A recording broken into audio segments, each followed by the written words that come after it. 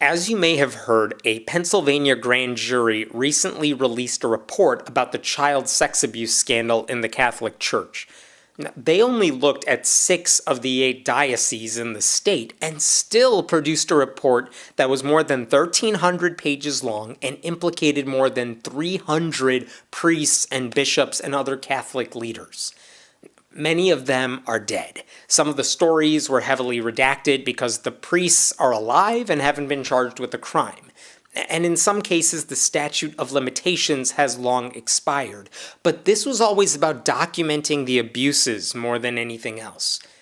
When you read this report and realize it's just one group of priests in one state, you have to wonder what the stories would look like if a similar document was produced across the country, if not the world. And I want to tell you some of what they found.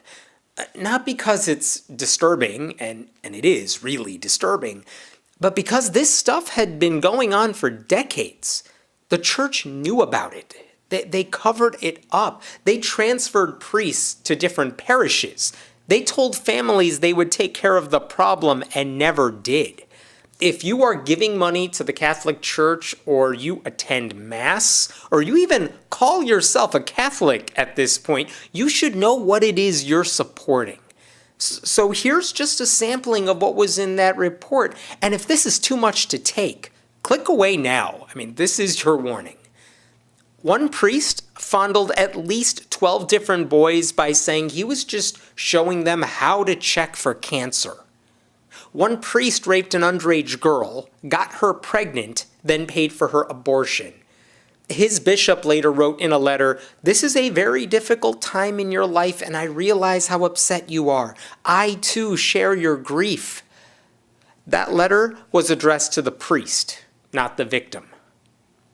One priest admitted to molesting approximately 35 boys because sex with girls is sinful, but raping boys apparently didn't violate them. One priest tried having sex with a 17-year-old at a high school he worked at by saying God wanted them to express love for each other that way.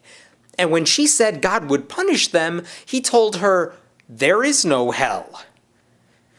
One priest forced a 9-year-old boy to give him a blowjob, then washed his mouth out with holy water to purify him.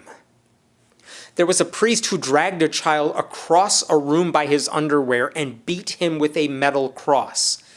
He eventually quit the priesthood, but not before receiving a letter of recommendation from the church for his new job at Disney World. One priest molested a 12-year-old boy. That victim is 83 now, and he said he has fought in wars. But because of what that priest did to him, he could never hug or kiss his own children who were boys.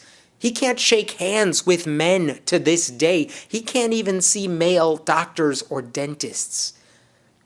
One priest was known to take pictures in a boy's locker room and maintained a book of crotch shots.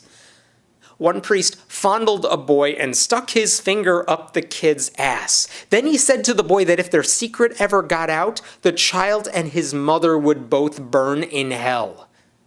And then he gave the boy a nickel. One priest raped a 7-year-old in the hospital just after she had her tonsils removed. He raped her again when she was 19 and pregnant. One priest inappropriately touched several little girls, and when confronted about it by his diocese, he admitted it, adding, "It was when I was going through a touchy-feely time in my life." One priest abused an 11-year-old girl, wrestling with her on the floor at her family's home when her father wasn't around. And one time, when she resisted, he said, "I like a fighter." One priest fondled a young boy on a Ferris wheel during a church festival. And the boy couldn't get off the ride because the priest told the operator to keep the ride going 3 times longer than it should have. This is just a sample. It is so much worse than anyone imagined. And by the way, 24 hours after that report was released, do you know what the Vatican said about it? Nothing. They didn't even issue a statement. Now, I would also point out that the grand jury said that the reason these crimes were covered up for so long is because church leaders appeared to be using, and I'm quoting, a playbook for concealing the truth. What did that playbook involve? 1, they used euphemisms. Instead of saying rape, they said inappropriate contact or boundary issues. 2, they didn't investigate these allegations with trained professionals.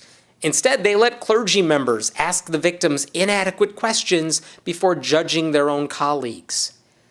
3, they evaluated priests at church-run treatment centers. 4, if a priest was removed, they never said why. They just told the congregation he was on sick leave or something. 5, they kept providing priests with living expenses regardless of the allegations. There were no real consequences. 6, they transferred the priest if his crime became public knowledge. 7, they never told the police because they wanted to keep it in-house. It's all disturbing. If you saw that movie Spotlight, it was all about this kind of scandal in one large city. Well, this report was about the scandal covering most of one state. And the details are awful. How many lives did the Catholic Church ruin over the course of decades? How much trauma did these priests inflict? And obviously the church has a lot to do in the wake of all these accusations, but many of the people involved, at least peripherally with these scandals, are still around and still in the church's hierarchy. Do you think the Pope is just going to get rid of everybody? No. Nothing will change unless the people who support the church get out. They need to stop giving the church money. They need to stop calling themselves Catholic as if it's something to be proud of.